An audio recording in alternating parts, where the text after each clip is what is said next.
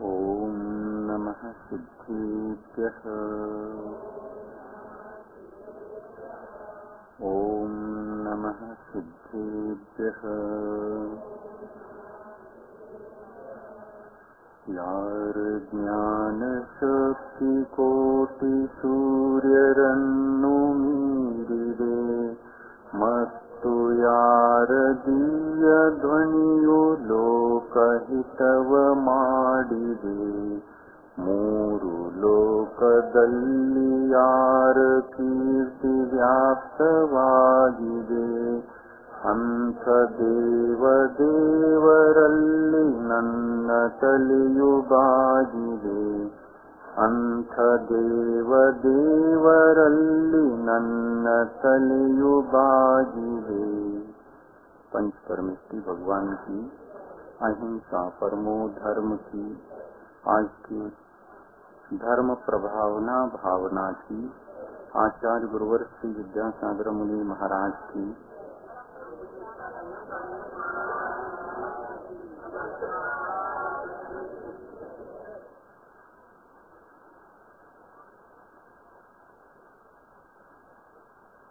आज की 15वीं भावना मार्ग प्रभावना भावना,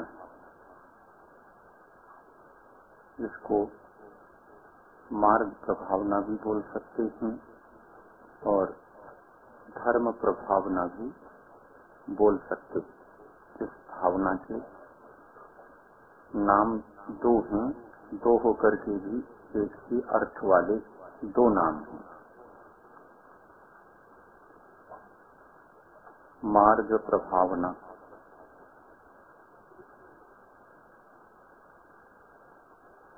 मार्ग की प्रभावना करना मार्ग प्रभावना है। कैसे करे? मार्ग की प्रभावना करना है। मार्ग क्या है? रत्नत्रय स्वरूप मोक्ष का मार्ग ही मार्ग है। उसकी प्रभावना हम कैसे करें? अपनी बुद्धि से, अपने विवेक से, अपने आचरण से, अपनी शक्ति से मार्ग की प्रभावना करें। शक्ति मन वचन काय की भी होती है। मन वचन काय की प्रवृत्ति से भी धर्म की प्रभावना हो सकती है। काया को धर्म के विकास में लगाएं, वचनों को धर्म के विकास में लगाएं, मनोबल को धर्म के विकास में लगाएं। ये मन वचन काय की जो शक्ति है यह क्षायोक्षमिक शक्ति, इसलिए इसको शक्ति के अनुसार ही प्रयोग करने के लिए बताया। जिसको जितना साध्य है उसको उतना धर्म प्रभावना करनी चाहिए अपनी शक्ति का प्रयोग करते हैं। वस्तुतः धर्म क्या है, मार्ग क्या है, मंजिल क्या है, अब इस विषय को अधिक बताने की आवश्यकता नहीं है, क्योंकि मंजिल का ज्ञान हर रोज हो रहा है और मार्ग के प्रति आकर्षित हम प्रतिनित्य हो रहे हैं, लेकिन अपनी शक्ति को नाप रहे हैं कि हम अपनी शक्ति को कितना प्रयोग करके उस पर जा सकते। इसका चिंतन मनन चल रहा है। यह बहुत अच्छा है कि कोल्हापुर में कम से कम चिंतन प्रारंभ हो गया।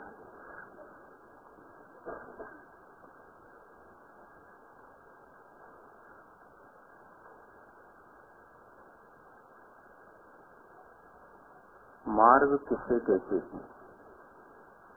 आचार्यों ने बताया है मृज्यते अन्विष्यते येन यत्र वा स मार्गः। मृज्यते खोजा जाए, जिसको खोजा जाता है, जिसके द्वारा खोजा जाता है, जहाँ खोजा जाता है उसको मार्ग कहते हैं। जिसको खोजा जाता है, किसको खोजा जाता है? रत्नों को खोजा जाता है। कहाँ खोजा जाता है? मार्ग में खोजा जाता है। मार्ग कहाँ है? आत्मा में ही मार्ग है। मंजिल कहाँ है? आत्मा में ही मंजिल है। इन रत्नों को कहाँ खोजा जाए? आत्मा में ही खोजा जाना चाहिए। मृज्यते अन्विष्यते येन यत्र वा इति मार्गः। जहाँ पर जिसके द्वारा जिसको खोजा जाता है उसको मार्ग कहते हैं। ये मार्ग की परिभाषा है। मार्ग इस शब्द को सुनते ही हमारे मन में ये विचार आता है कि बहुत बड़ा हाईवे रास्ता जो कोल्हापुर टू पुणे जा रहा है, ये ख्याल में बहुत जल्दी आता है। किंतु धर्म के क्षेत्र में जब भी मार्ग ऐसा शब्द आ जाए तो बाहर का रास्ता दिखना बंद होना चाहिए और भीतर दर्शन, ज्ञान और चारित्र का रास्ता दिखना चाहिए। दर्शन, ज्ञान, चारित्र का रास्ता ही मार्ग है। इस मार्ग से हमें प्रभावित होना है। देखो, मार्ग प्रभावना किसको कहते हैं? रत्नत्रय का उपदेश दूसरे को देना मार्ग प्रभावना है। ऐसा नहीं, रत्नत्रय के स्वरूप को समझकर उससे आकर्षित स्वयं को पहले होना। क्या कहा? रत्नत्रय का स्वरूप समझकर उन रत्नों से, वही है मार्ग, रत्नों का मार्ग, रत्न का मार्ग। ये डांबर का मार्ग नहीं या सीमेंट का मार्ग नहीं। इसमें रत्न ही रत्न बिछाए हुए हैं। रत्नों का मार्ग, इस पर चलने वाला भी रत्न का व्यापारी ही होता।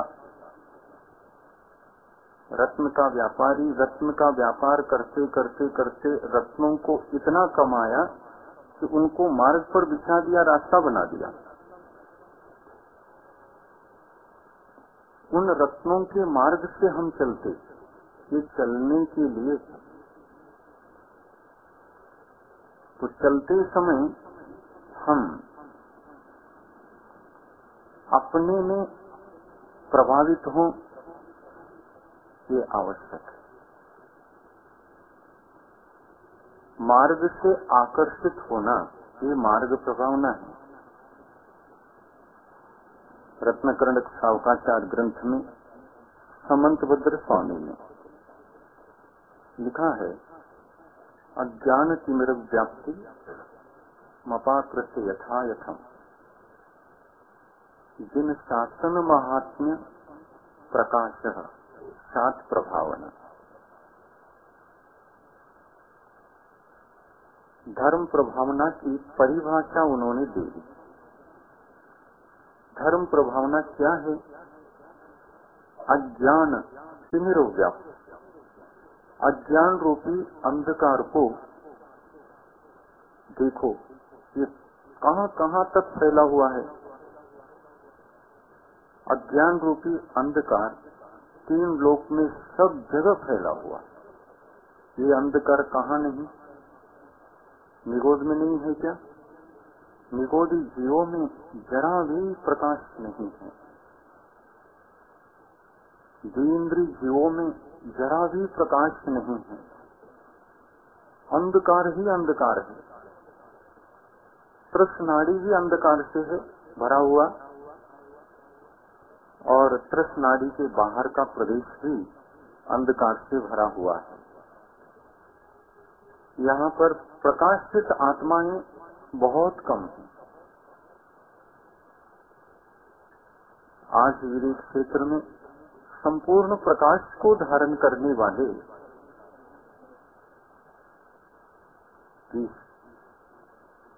तीर्थंकर केवली हैं, और वो दुनिया को सदा प्रकाशित करते रहते हैं। कम से कम 20 लोग तो सतत प्रकाशित रहते हैं। ये दीपक कभी बुझ नहीं सकते, 20 दीपक बुझ नहीं सकते। जगमग जगमग जगमग जगमग प्रकाश 2.5 दीप के अंदर, इससे ज्यादा प्रकाश और कहीं भी नहीं और किसी का भी नहीं। केवल ज्ञान से बढ़कर के प्रकाश क्या हो सकता है? हो सकता है? उनके लिए हम उपमा देते, करोड़ों सूर्य और चंद्र मिलकर के भी आपके केवल ज्ञान के प्रकाश को परास्त नहीं कर सकते, क्योंकि करोड़ों अरबों खरबों ही नहीं, असंख्यात सूरज मिलकर के केवल एक मध्य लोक को भी पूर्णतः प्रकाशित हमेशा नहीं रख पा रहे हैं। किंतु आपका केवल ज्ञान तो 3 लोक को एक सेकंड को भी न छोड़ते हुए सतत सदा सदा सदा सदा सदा काल के लिए प्रकाशित रखने वाला वह सूरज है, और वह एक सूरज में ही ये शक्ति है कि वह 3 लोक को निरंतर प्रकाशित रख सकता है। स्वयं तो प्रकाशित रहता ही है, दीप स्वयं प्रकाशित भी होता है और लोकालोक को भी प्रकाशित करने की क्षमता रखता है। और इस दीपक के नीचे एक विशेष बात है, इस दीपक के नीचे अंधेरा नहीं रहता। आप आरती जला के रखें, दीपक जला के रखें तो उसके नीचे अंधेरा दिखाई देता है। ट्यूबलाइट को भी जला लो तो वो पीछे जरा अंधेरा रहता ही है। किंतु ये केवल ज्ञान का प्रकाश ऐसा प्रकाश है, इस प्रकाश के माध्यम से कहीं भी अंधेरा शेष नहीं रहता। यह समस्त अनंत द्रव्य गुण पर्यायों को प्रकाशित करता है और त्रैकालिक द्रव्य गुण पर्याय को, उसकी परिणति को प्रकाशित करता रहता है।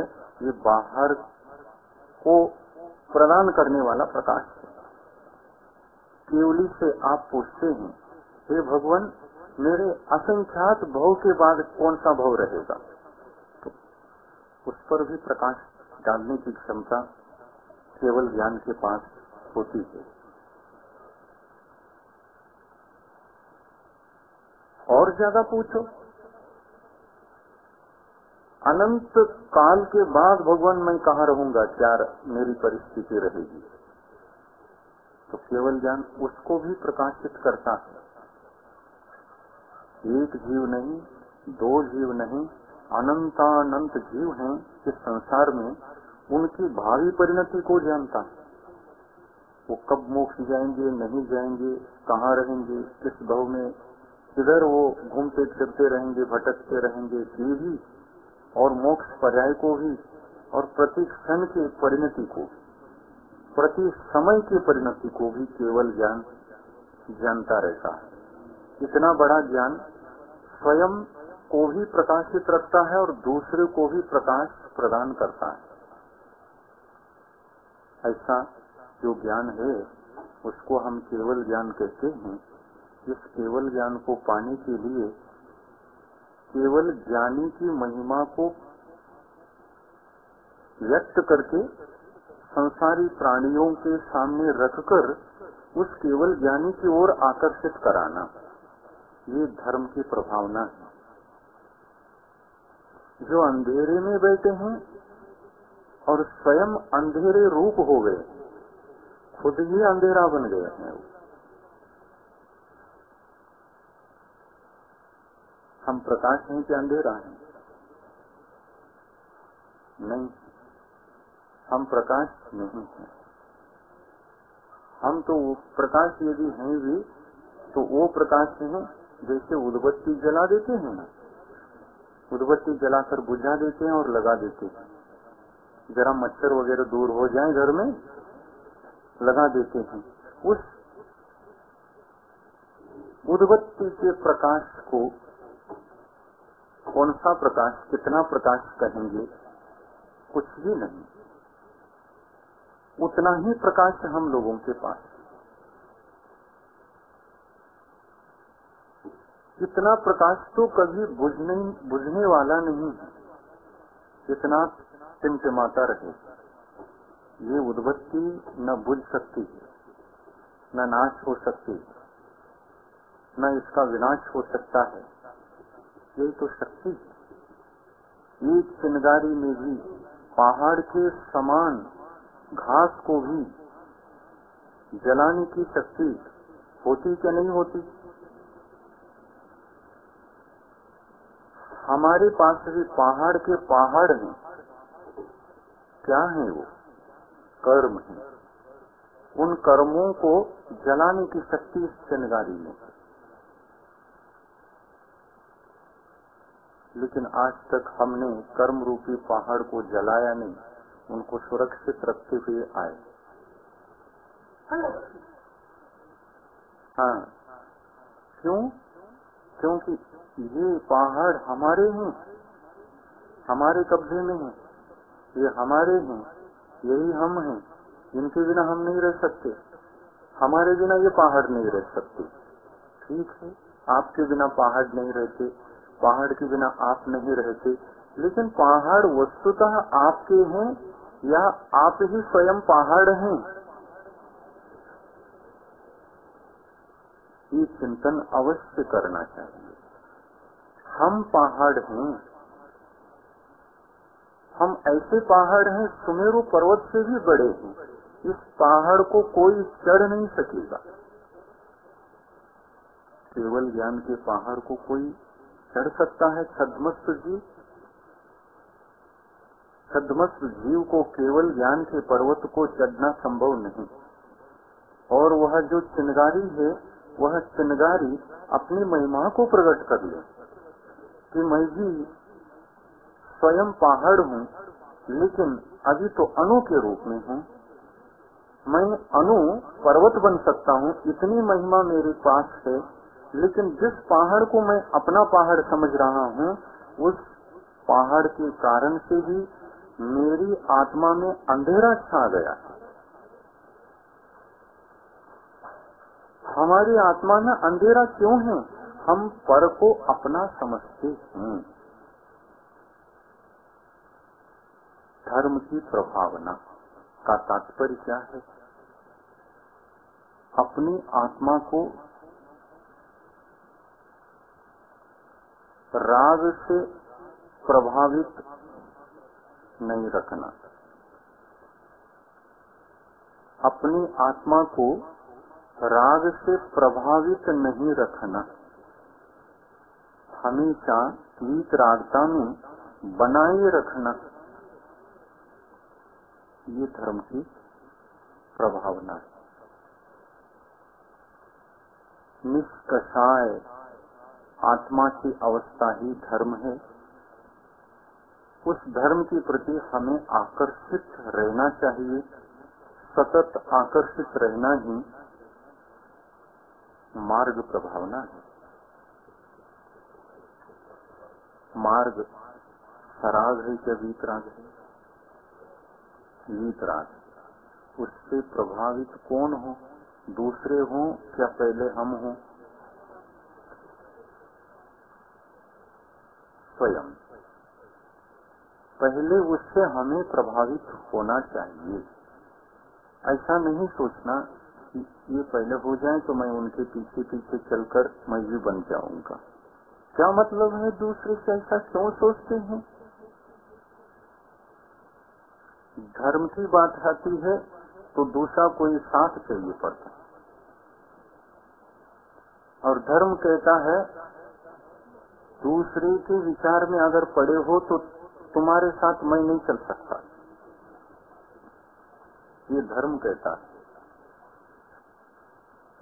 धर्म करने वाला एक ही एकांगी अकेला होकर के ही चल पड़ता है, निकल पड़ता है, और वह उसकी अनुभूति करने लगता है। जब वह चल पड़ता है तो उसको देख देख कर प्रभावित होते हैं अन्य लोग। दुनिया में सभी जब राजी हैं, धर्मात्मा नहीं है, एक भी उसमें कोई धर्मात्मा नहीं दिख रहा है, तब क्या सोचोगे? कोई एक पहले निकलेगा तो मैं निकलूंगा, ऐसा सोचोगे? कि कम से कम मैं तो एक निकल जाऊं तो दूसरा कोई हमको देख करके आ भी सकता है। ऐसा सोचे, कैसा सोचे? दुनिया में कोई भी धर्मात्मा न हो और अंधेरा हो तो उस अंधेरे में एक व्यक्ति मोमबत्ती जलाए, उसके प्रकाश में कई लोग आकर के बैठेंगे। ये क्या एकाएक प्रकाश उनको अलग लगेगा? ये कहाँ से प्रकाश आ रहा है? अभी तक तो अनादिकाल से नहीं देखा। ये कौन सा दीपक जल रहा है? कैसे, क्या चमत्कार है? देखने आएंगे कि नहीं? जब दुनिया में दीपक नहीं होते, पहली बार दीपक कोई आ जाए तो उसको देखने आते तो हैं, और देखने के लिए जो आते हैं उससे प्रभावित हुए बिना नहीं आते, प्रभावित होकर के ही आते, और दीपक के सामने बैठकर घंटों तक देखते हैं ऐसा कैसा जल रहा है।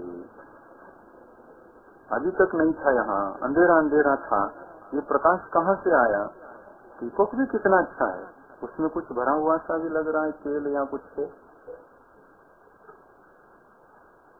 सब नीचे से लेकर ऊपर तक दीपक का चिंतन शुरू होता है, लेकिन एक को तो दीपक बनना पड़ेगा ना, बनना पड़ेगा कि नहीं? कम से कम एक को तो दीपक बनना ही पड़ेगा। और यहाँ जो बैठे हैं इतने ही दीपक जल जाएं तो कोल्हापुर प्रकाशित हो जाएगा, पूरा पूरा कोल्हापुर प्रकाशित हो जाएगा। कम है कि यहाँ दीपक, एक एक मोहल्ले में एक एक दीपक जाए तो मोहल्ले मोहल्ले प्रकाशित हो जाएंगे। ये हमारी धर्म प्रभावना करने की तरीका है। धर्म दूसरे में आ जाए इसकी प्रतीक्षा नहीं करना, हमारे में आ जाए पहले, इस प्रतीक्षा में रहना चाहिए। और धर्म से प्रभावित हमें पहला होना चाहिए। स्वतंत्र विचार से स्वतंत्र सोचो। हमारे घर में पति कुछ करने ही नहीं देते, हम क्या करें? ऐसा कहकर चुपचाप नहीं बैठना, धर्म को स्वीकार करके चलना। वो अंधेरा आज न कल प्रकाश में बदलेगा। पति है तो कहीं पत्नी ठीक नहीं, पत्नी ठीक है तो कहीं पति ठीक नहीं,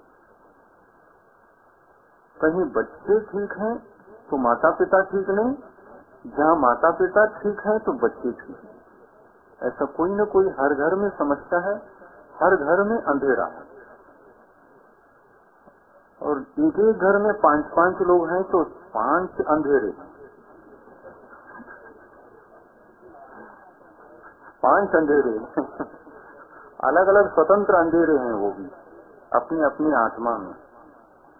और एक उसमें से अपने दीपक को जला लेता है तो बाकी 4 जो हैं अंधेरे प्रकाशित हो जाते, क्योंकि अंधेरे में वो जो बैठे हैं ना, उनकी आंखें चमकने लगी, उनकी नींद टूटती। नींद से जगते ही आप यदि ट्यूबलाइट जलाया तो एकाएक ही ट्यूबलाइट को आप देख नहीं पाते, आंखें चमक जाती। ऐसा ऐसा करके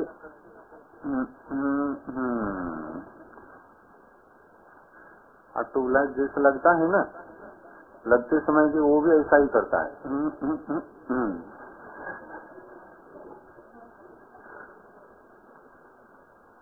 तो जो ट्यूबलाइट लग गया, ट्यूबलाइट का असर अपने पर आता है। हम भी यूं लाइट का असर अपने ऊपर आता है, और लाइट को जलने के बाद वो कितना शांत लगता है। ट्यूबलाइट शांत लगता है और अन्य लाइट आंखें जलन करती। ट्यूबलाइट में ऐसी क्या व्यवस्था है जो आंखें जलन नहीं करती?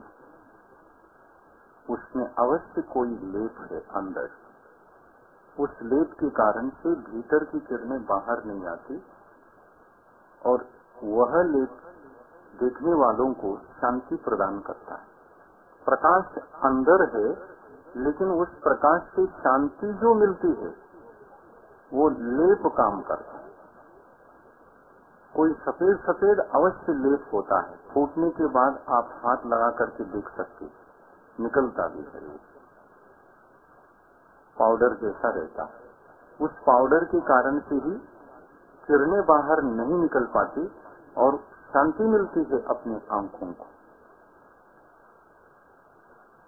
ठीक इसी तरह से हमारे आत्मा में यदि वीतरागता का बल्ब जल जाए तो शांति मिलती है, हमको भी शांति मिलती है। और पर जो देखते हैं, एक वीतरागी को देखते हैं तो वो भी देखते हुए ही बैठ जाते हैं। ये किसका प्रभाव है? वीतराग दर्शन, ज्ञान और चारित्र का प्रभाव। सम्यक दर्शन, सम्यक ज्ञान, सम्यक चारित्र का यह प्रभाव है। ऐसा प्रभाव मिलना चाहिए दूसरों को। आप अवश्य इस पर्व के बाद अपने अपने घरों में जाएं, रहे, लेकिन कैसे रहे? अपने आप में रहे, अपने धर्म को स्वयं धारण कर अपने आप में मस्त रहे। किसी को ये नहीं बताना कि हम धर्म कर रहे हैं, तुम भी स्वीकार करो, या ऐसा भी विचार नहीं करना कि ये हमको धर्म करने नहीं देते, हम क्या कर सकते हैं, हमको तो ऐसा ही चलना पड़ता है। ऐसा नहीं, स्वतंत्र होकर के उसको स्वीकार करके पालन करना प्रारंभ कर दो। अवश्य आपको शांति मिलेगी, स्वयं आपको शांति मिलेगी प्रथम, और बाद में दूसरे को भी शांति मिलेगी। धर्म प्रभावना क्या है समझ में तो आ गया। अब क्या ज्यादा बताएं? 10 दिन तक धर्म की महिमा को ही सुना है। समंत भद्राचार्य ने कहा है, अज्ञान तिमिर व्याप्ति मपाकृत्य यथायथम जिन शासन महात्म्य प्रकाश सात प्रभावना। अज्ञान के अंधेरे को हटाने का प्रयत्न अपनी शक्ति के अनुसार करना, और इसको करते हुए जिन शासन की महिमा को प्रकट करना। जिन शासन क्या है? वो कोई व्यक्तिगत शासन नहीं, किसी व्यक्ति का धरोहर नहीं। यह प्रत्येक आत्मा का शासन है। जिन शासन मतलब जीतने का शासन, संविधान, रूल्स, अपने को हम कैसे जीत सकते हैं इसके जो रूल्स हैं वो जिन शासन। हम अपनी क्रोध पर, अपने मान पर, अपने माया पर, अपने कछायों पर, लोभ पर, ममता पर, मोह पर कैसे विजय प्राप्त कर सकते हैं, इसकी जो संविधान लिखे हुए हैं, ये संविधान की सारी नियमावलियां, ये रूल्स हैं। ये रूल्स, इन संविधानों का प्रभाव दूसरे पर करना, कैसे करना, जिनको ले जाकर के पहुंचाने का काम नहीं, जिनको अपने में उतारने का काम पहला।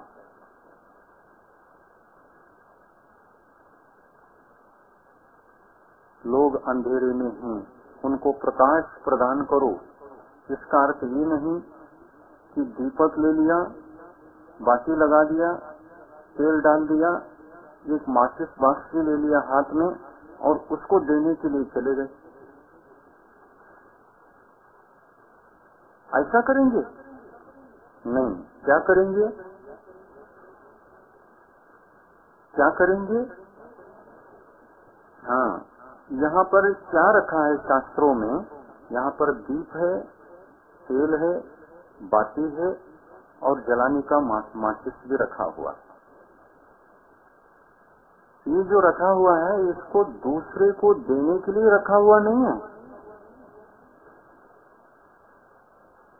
क्यों रखा है यहाँ? हाँ, जो इससे प्रभावित होगा इसको अवश्य जलाएगा। जो यहाँ शास्त्रों में रखा हुआ है, इससे जो प्रभावित होगा वो अवश्य इसको जलाएगा। कहाँ जलाएगा? अपने आत्मा के भीतर जलाएगा। इसका सदुपयोग करेगा, अपने आत्मा के भीतर जलाएगा और अपने आत्मा के भीतर जलाकर जहाँ जहाँ वो घूमेगा वो रत्न कहलाएगा।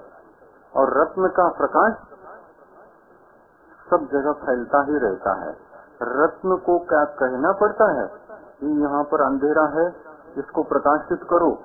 नहीं, पदार्थ स्वयं प्रकाशित होते हैं। हम जहाँ जहाँ पहुँचते हैं पदार्थ ही स्वयं प्रकाशित होते हैं। पदार्थों को प्रकाशित करने का उपक्रम हमें करना नहीं पड़ता। जहाँ जाएंगे वहाँ प्रकाश मिलेगा ही।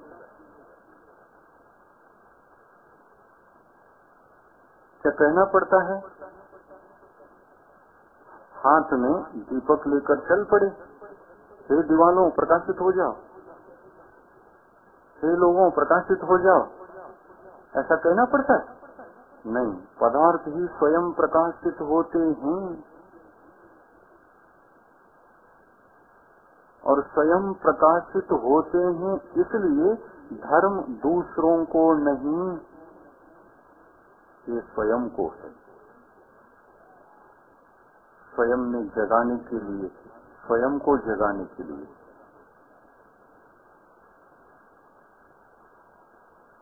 अज्ञानतिमिर व्याप्ति मपाकृत्य यथा यथम जिन शासन महात्म्य प्रकाश सात प्रभावना।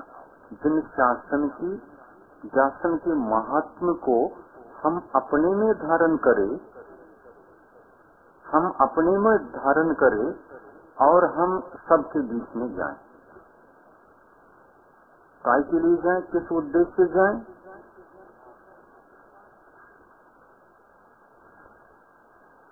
मुझे यही पता नहीं किस उद्देश्य से जाएं हम।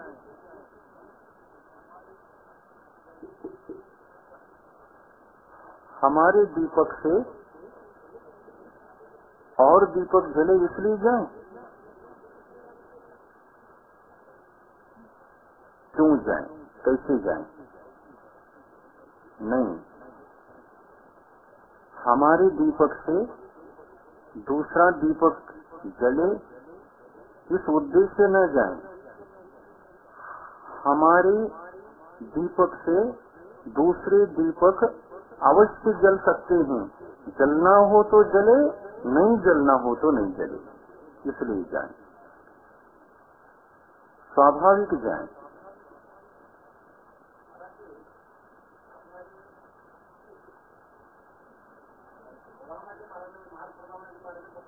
बताइए।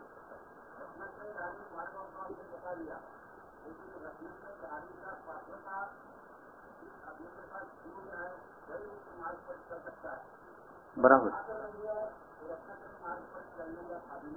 हाँ,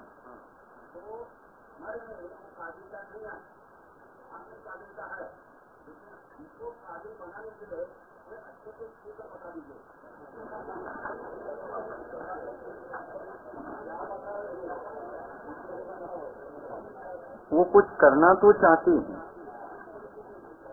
कुछ करना चाहते हैं, सूत्र भी चाहते हैं, भावना भी प्रबल है, लेकिन विचारों में क्या है, या तो बहुत आगे का सोचते हैं या तो बिल्कुल ही नहीं सोचते। हमने बहुत सूत्र बताए, बीच में 2 सूत्र हैं। अंतिम सूत्र तो रत्नत्रय स्वरूप मार्ग है, वो तो राजमार्ग है। राजमार्ग से पहले एक गाड़ी रोड है और एक पगडंडी है। ये जिन शासन महात्म्य प्रकाश यथा यथम, जिन शासन के यथार्थ महात्म्य को यथाशक्ति हम धारण करें तो क्या बने। ऊपर का मत सोचो, ध्येय में रखो ऊपर को, ऊपर का विषय ध्येय में रहे। पहुंचना तो मंजिल पर ही, लेकिन शक्ति के अनुसार अपनी आत्मा को मार्ग से प्रभावित करना। किससे प्रभावित करना? सम्यक दर्शन से प्रभावित हो जाओ। स्टार्ट हो गया मार्ग प्रभावना, यहीं से प्रारंभ हो गया। सम्यक दर्शन से प्रभावित हो जाओ, प्रभावित हो करके उसको अपनाने का प्रयत्न प्रारंभ कर दो। पहला सूत्र। दूसरा सूत्र, प्रतिमाधारी बनना आत्मा के लिए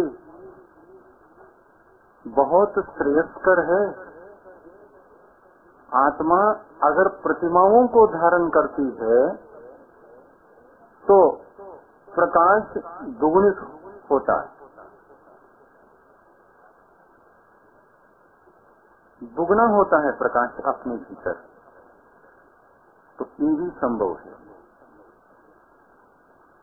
इसकी शक्ति हो तो इसको भी करो। सम्यक दर्शन की शक्ति को तो रखना ही चाहिए, इसमें यथाशक्ति नहीं चलेगी। हम सम्यक दर्शन को यथाशक्ति पालन करेंगे, चलेगा नहीं। भोजन करना है, रोटी अपनी अपनी भूख प्यास के अनुसार खाओ, पानी पियो, ये बात अलग है। थाली भी हम यथाशक्ति ही रखेंगे। थाली को यथाशक्ति ग्रहण करेंगे। थाली तो पूरी तरह से ग्रहण करना पड़ेगा जिसमें भोजन करना है। सम्यक दर्शन के बिना ज्ञान और चारित्र आता नहीं है। वो दोनों पानी और रोटी के समान है, किंतु सम्यक दर्शन थाली के समान है। थाली आए बिना तो भोजन कर ही नहीं सकेंगे। आप रोटी यथाशक्ति खाओ, जितनी भूख है उतनी, और पानी भी यथाशक्ति पियो। ये ज्ञान है। ज्ञान एकाएक के सब नहीं आएगा, यथाशक्ति। लेकिन थाली यथाशक्ति लोगे, थाली तो थाली एक साइज की रहेगी भोजन करने के लिए। वहाँ पर भोजन कर रहे हैं क्या नहीं पंडाल में जा करके? तो थाली सबके समान है क्या? नहीं समान है क्या? छोटे बड़े हैं? नहीं नहीं, हमको इतने बड़ी थाली नहीं चाहिए, छोटा यथाशक्ति इतनी शक्ति है, थाली तो छोटी चाहिए, भोजन बहुत चाहिए, चलेगा? थाली जितनी है उतनी ही होती है, किसी के पास भी न छोटी होती है न बड़ी होती है। हाँ, ये बात अलग है, किसी की थाली में कुछ मलिनता है, कुछ निर्मलता है। उपशम सम्यक तो निर्मल है, क्षायुपशम सम्यक तो मलिन है, क्षायिक सम्यक तो अत्यंत निर्मल है। तो थाली की विशेषता, लेकिन थाली बड़ी क्वांटिटी की अपेक्षा उतनी ही है, क्वालिटी की अपेक्षा से अलग अलग। इस थाली की जो साइज है भोजन करने की, सबकी एक सी है। सम्यक दर्शन छोटा बड़ा नहीं होता, सम्यक दर्शन थाली है, उसको तो जैसा जितना है उतना ही स्वीकार करना पड़ता है। तो ऐसे सम्यक दर्शन को जो 25 दोषों से रहित पालन करने के लिए बताया है, उसको पालन करेंगे क्या नहीं? 25 दोष पढ़ लिया, रत्नगढ़ सावकाचार देख लिया, नहीं देखा? तो हाँ, कितने लोगों ने 25 दोषों को पढ़ा?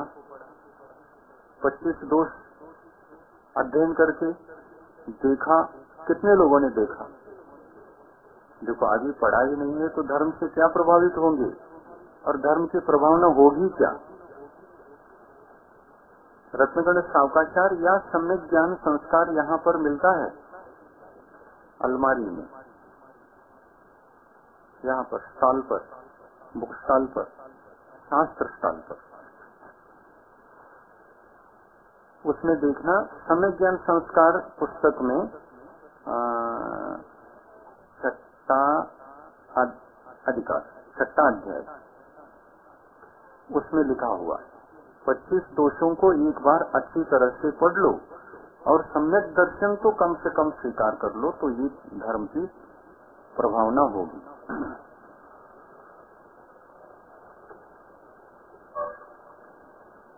कितना करेंगे? कितने लोग करेंगे? सभी करेंगे। करने की भावना सबको है ना?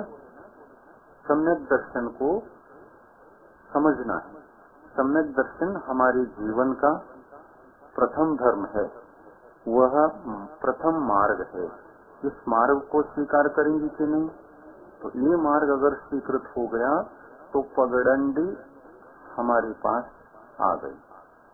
अभी तक तो जंगल में भटक रहे थे, इधर जाने को भी रास्ता नहीं था, इधर जाने को भी रास्ता नहीं था।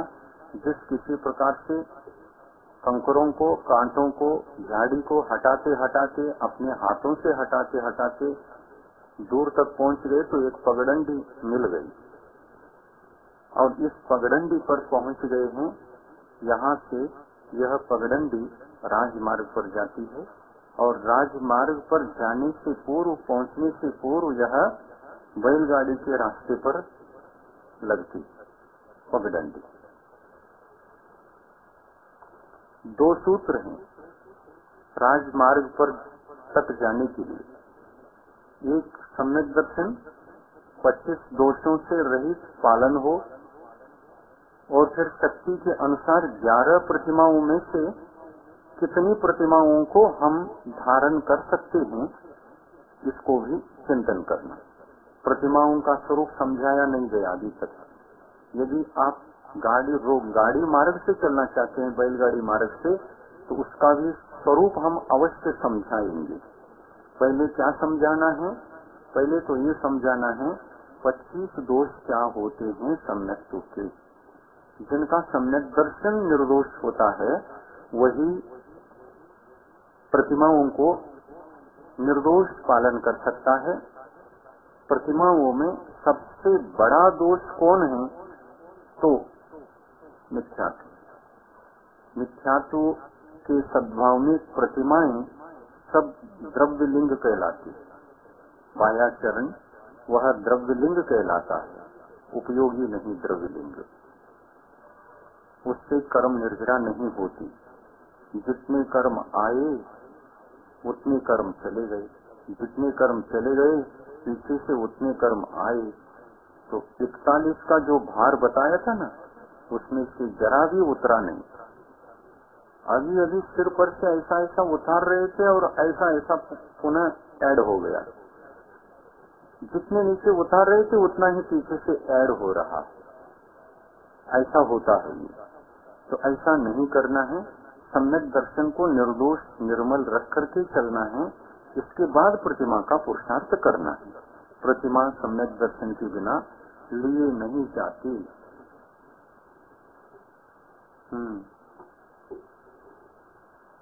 प्रतिमा को लेना है कि नहीं लेना है? कितने लोगों को लेना है? देखो देखो देखो, प्रतिमा लेना है। एक मिनट गिनता हूँ मैं कितने लोग हैं। 1 2 3 4 5 6 7 8 9 10 11 12 13 14 15 16 17 18 19 20 21 22 23 24 25 26 27 27 लोग हैं।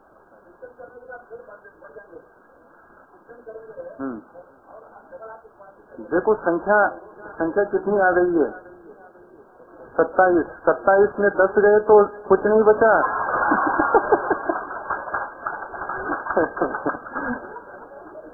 ये 27 की संख्या आ गई है कई की। तो देखो ये कैसा है।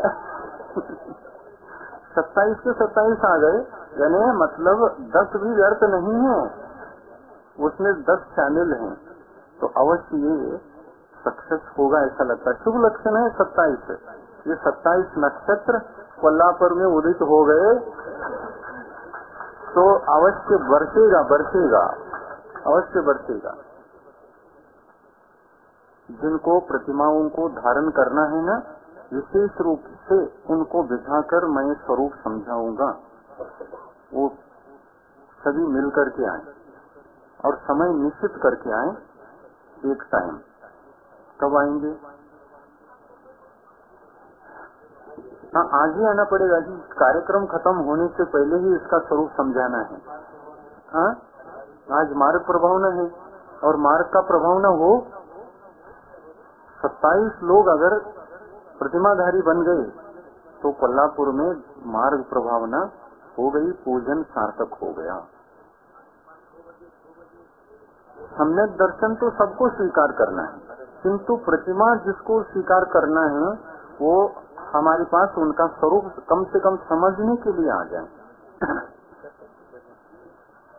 हाँ, दोपहर को 2 बजे आ सकते हैं। टाइम है आपके पास? 2 बजे का टाइम है क्या?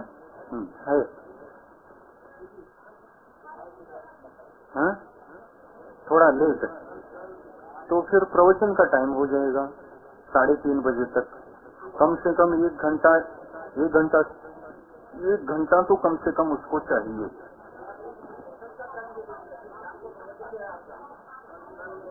हाँ,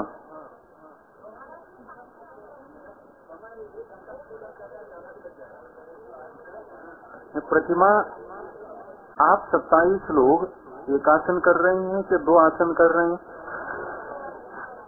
क्या योगासन कर रहे हैं?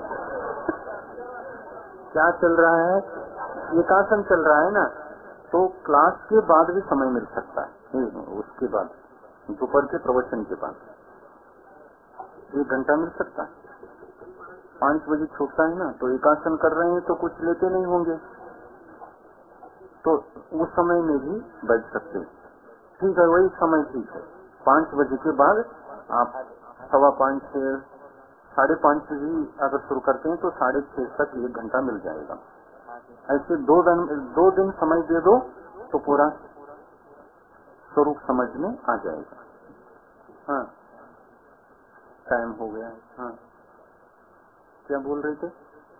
क्या पूछना? हाँ हाँ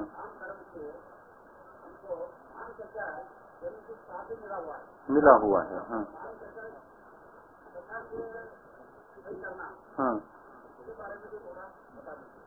मान कषाय को कैसे क्षय करना, इसके बारे में भी बताना है। इसको हम सम्यक दर्शन के 8 मदों को समझाते समय अवश्य बताएंगे।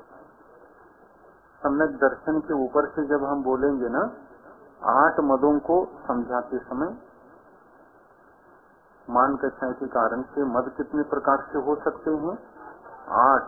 8 प्रकार से मद हो सकते हैं, उसको बताते समय अवश्य बताएंगे। समय हो गया है। हाँ,